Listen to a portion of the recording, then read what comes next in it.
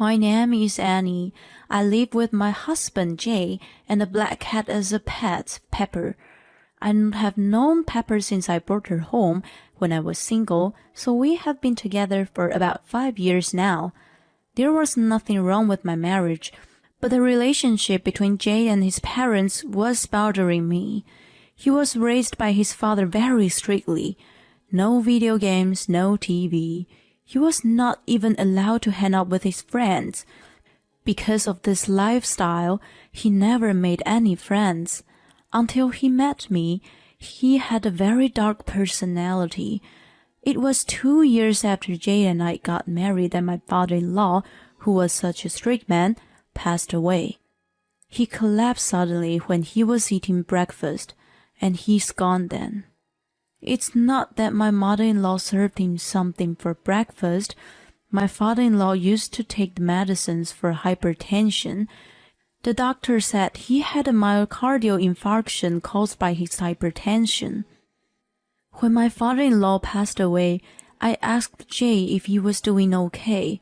For some reason, he had a smile on his face. No one can stand in my way anymore. The face of Jay and the way he muttered while looking at the portrait of his father, it was quite creepy. No matter how bad a parent he was, don't you think it's normal to show at least a hint of grief? To be honest, from that moment on, I became afraid of Jay. It was as if he had become a different person, like he was possessed by the devil, that kind of fear. Then, a week later, after the funeral of Jay's father and finishing various other formalities, Jay changed drastically. Jay had gambled away all the money we had set aside for our home. Don't you want to live in a mansion?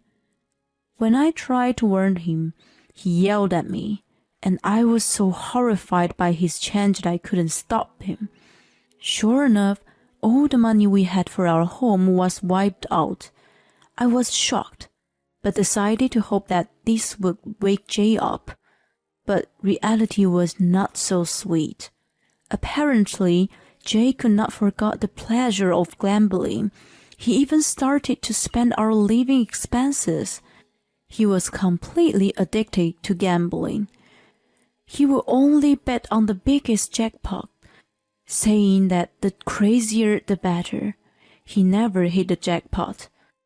And even if he gambles on the high probability one sometimes, he never won. Jay didn't have the slightest talent for gambling. By the way, don't tell him that the number I predicted was the winning number. Jay is a salesman for a big company. I work from home and live in my in-law's house since my father-in-law passed away. After setting aside some savings for the future and for living expenses, the rest of our salary was free for each of us to spend as we please. But ever since he put the money saved for our new home into gambling, he started putting his hands in all kinds of money. My wallet too, of course. Gambling addiction will improve if people around control it thoroughly. That's what the book said, so I tried everything that seemed to work for Jay. But when I told him I will manage the housework finances, since we would suffer if we took our living expenses, he yelled at me and refused, saying, "You're going to steal my money, you thief." When I explained to him about his gambling addiction, he was furious and threw the remote controller at me, saying, "I'm not insane, I'm normal." When he threw the remote controller at me, it almost hit Pepper, so that I evacuated Pepper to my room. Then he started yelling, "So your cat is more important than me?" And no matter what I said to him, he wouldn't understand about gambling addiction. And moreover, he threw things at me again and again, and I realized there was nothing I could do.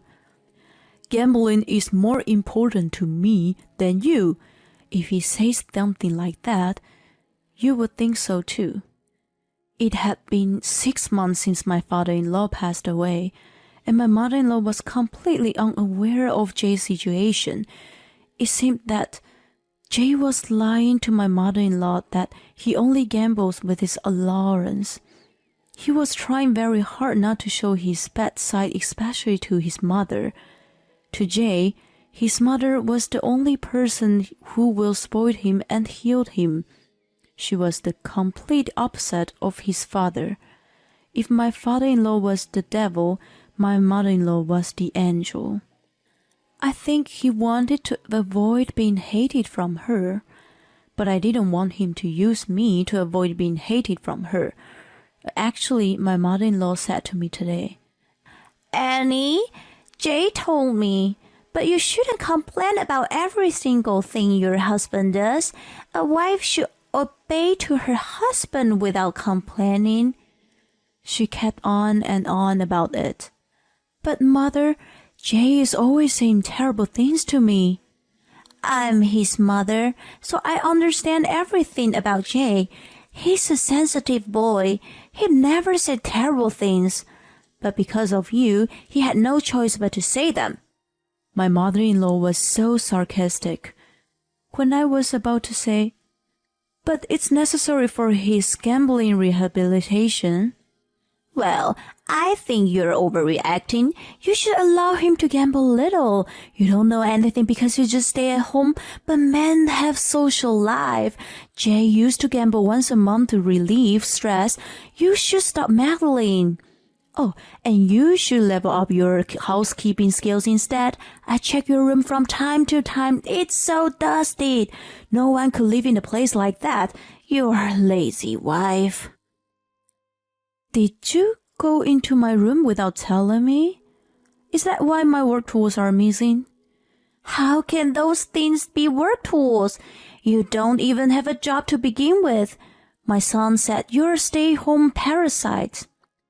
I've explained to Jay that I work from home.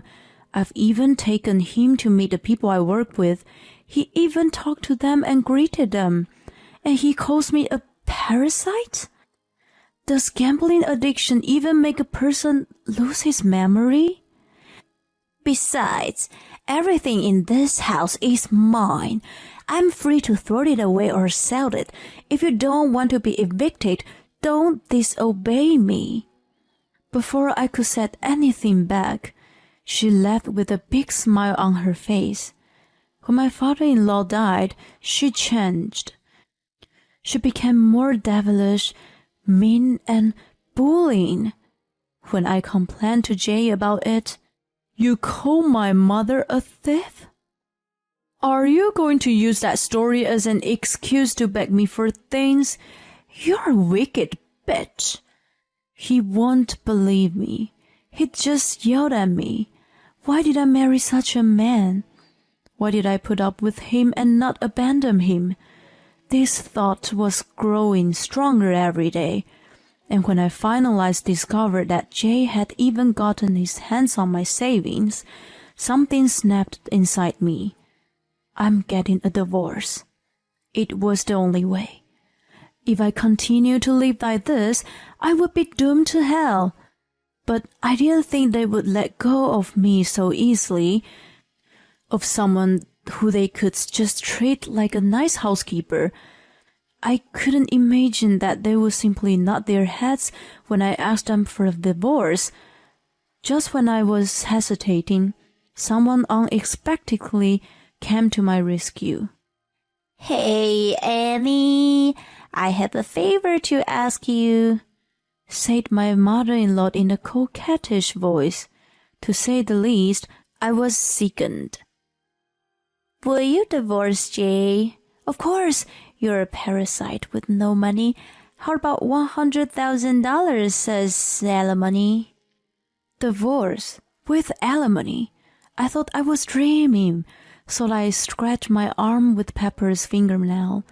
It hurt. It wasn't a dream. "I can understand why you don't want to leave Jay.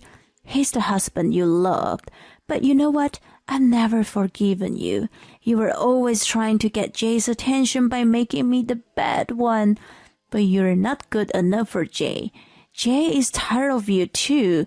He says that you spend the money he saved together for the house, but you spend it all on your own. What? I couldn't say anything. He blamed me for spending the money. But Jay said he'll forgive you since he has a big heart. But I can't forgive you. So I'd like you to accept the $100,000 on the condition that you stay out of our lives. I almost screamed that he was lying about the whole thing, but I didn't think my mother-in-law would listen to me. I was racking my brains thinking if I could just let it all go away like this. I have an idea. Maybe I could get a divorce with alimony and just give these two a hard time. Besides, if it's my mother-in-law's opinion, Jay wouldn't deny the divorce. For what the angels say is absolute. I understand, and I will gladly accept your offer. I can't thank you enough for also considering my future. I forced a smile on my face and bowed to her.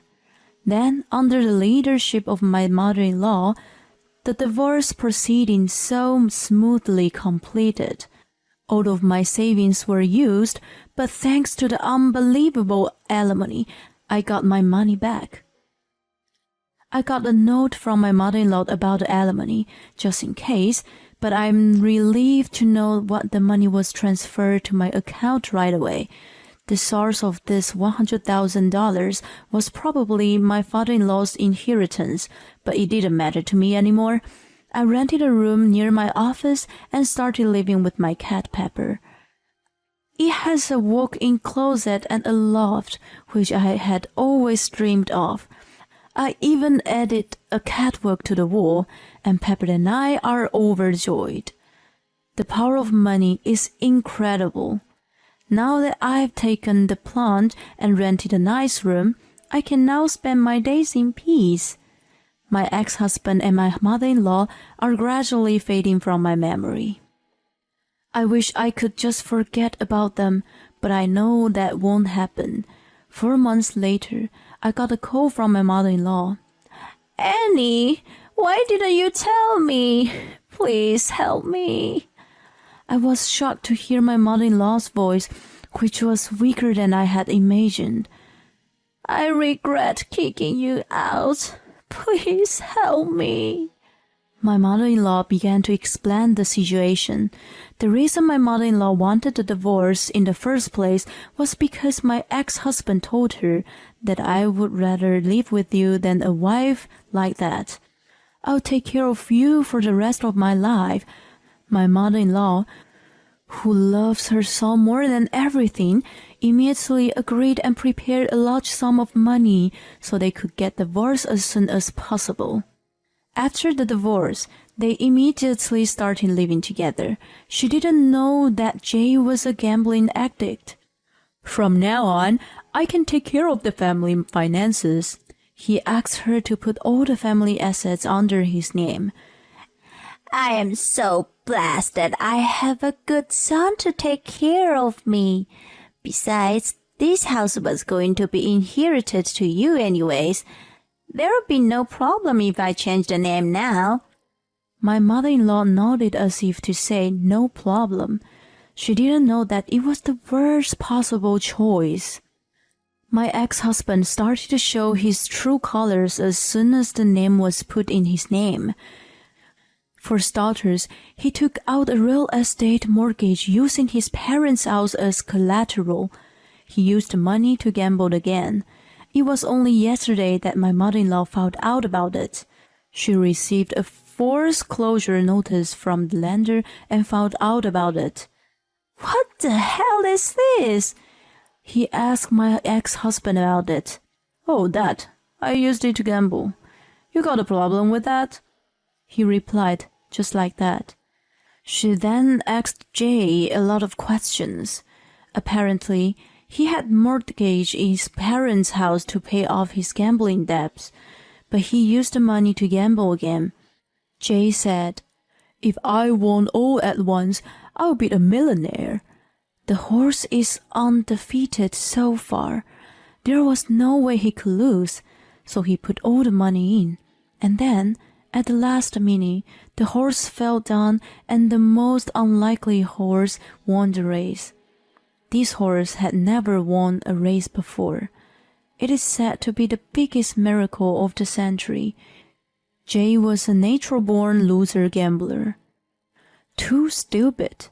He repeatedly defaulted on his payments, and it had been more than 6 months since his last payment.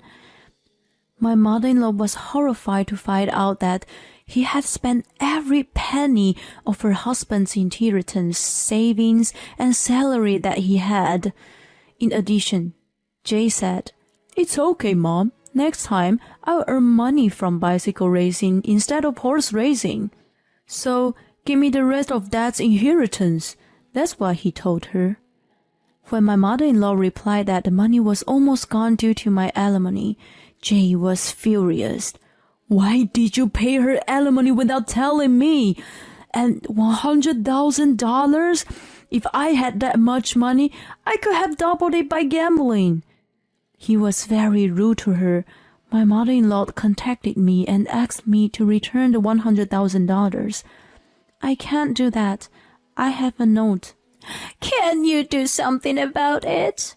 We were a family. Please, please." My mother-in-law cried and pleaded it with me, but her tears wasn't worth a penny. I'd even filed a claim for mental anguish instead. "I don't care what you say. Please work hard and pay back." I tried to hang up the phone, but my mother-in-law's attitude changed drastically.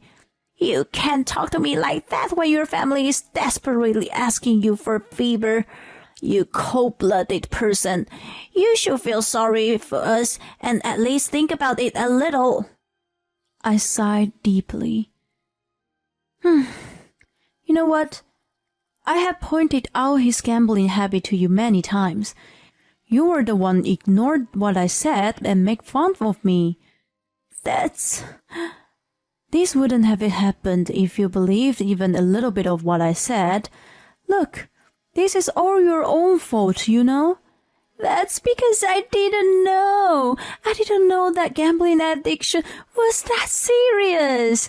And I would have at least listened to you if you would have insisted." Yes, it's all your fault. Take responsibility. That's the kind of mother she is. That's why he grew up like that. You two are really alike, you know. You can't even tell when your son is lying. You're a real joke. And it's your son who gambled away your savings. Did I use it? It was all your son's fault. He deserved it. Thanks to you, we're strangers now, so you have to take responsibility for your family. My mother-in-law, perhaps intimidated by my attitude, became silent, but she still hadn't given up. "All right, $50,000. All I have to do is pretend that you stole it from me. Then we can sue you and get back to $100,000. You know, this call is recorded just in case. I knew you were going to say something like that. Besides, I have a note." "Wait a minute. You're going to sue me to get back the $100,000? Why don't you give it a try? Maybe you can win. Do you have the money to sue? Shall I lend it to you?" "Okay." "Oh, you've become a monkey? Then I guess I can't talk to you anymore. Goodbye." After that, my mother-in-law went to a lawyer's office for advice, but I heard she was turned away at the door. "Consult with us for free. You can pay the cost for suing." That's what she was trying to tell him. Of course she would be turned away. A few days after the phone call, Jay asked me to get back together with him. He no longer had anything to put up as collateral, and he was completely behind his payment. I heard that some men in black suit were visiting his house every day now. The house had been sold, and they had to move out in a few days. Jay, who has no money, has nowhere to go. Even if he escaped, he would be caught by the men in black suits. "So I want you to hide me." He also wants me to pay his debts. I told him he could ask his co-workers for help. The man in black suit started visiting him at work. The company found out that he was in debt. Jay, who still can't stop gambling. He was fired for disturbing the public morals of the company. He had a small severance pay, but he used it in gambling again. He's really a hopeless person. Hey, let me live with you. I apologize for everything. Don't mock me. I know what you're up to. You just want to gamble with my money. No, I mean... I can't help it. Tell me where you are now. I'm in a playground near my parents' house. Debt collectors won't be able to find me here. Okay, well, don't move from there. I have a gift for you. After I said that, I hung up the phone and started making calls to a certain place. Then the debt collectors found Jay. He was taken somewhere in a black car. He would have loved my gift. This whole mess started when my father-in-law passed away. Just one person's absence was enough to change the people in my parents-in-law's family. Was it because my father-in-law was such a big part of the family? Or maybe this is what happens no matter who is gone. I'm sure that eventually I will get married and start another family. I will make sure that my next husband does not become a gambler. I will try to make sure that I have a decent mother-in-law.